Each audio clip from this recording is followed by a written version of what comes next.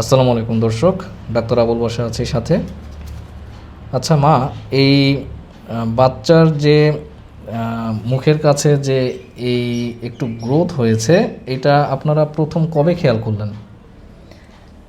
বাচ্চা যখন সিজার হয়েছিল তখন শুধু একটু লাল ছিল চামড়ার উপর, তারপর থেকে এটা বড় হতে শুরু করে।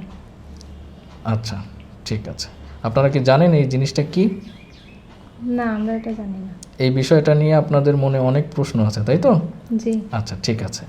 আপনার সাথে সাথে আমি দর্শকদেরকেও জানিয়ে দিই বিষয়টা কি।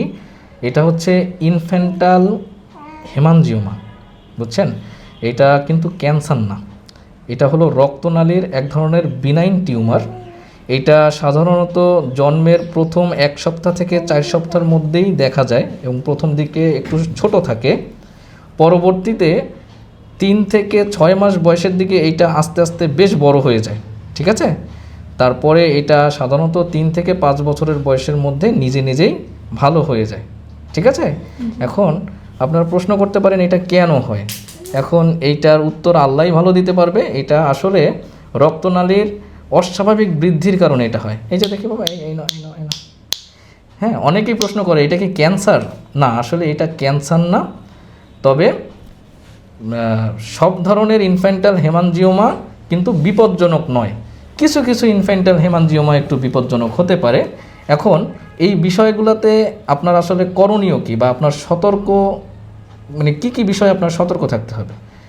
প্রথম যে বিষয়টাতে আপনার সতর্ক থাকতে হবে সেটা হচ্ছে এই যে এটা যেহেতু রক্তনালী, এইখানে কোনো কিছুর জন্য খোঁচা না লাগে। অনেক সময় নখের ভাঙা অংশ থাকতে পারে, সেখানে খোঁচা লাগতে পারে।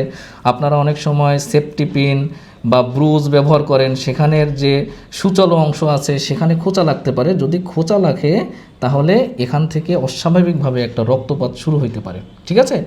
জাস্ট সতর্কতা এতটুকুই, এখানে যদি কোনোভাবে আঘাতপ্রাপ্ত হয় রক্তপাত হতে পারে এবং সেই রক্তপাত থেকে এখানে একটা ইনফেকশন তৈরি হতে পারে। এই হচ্ছে সতর্কতা।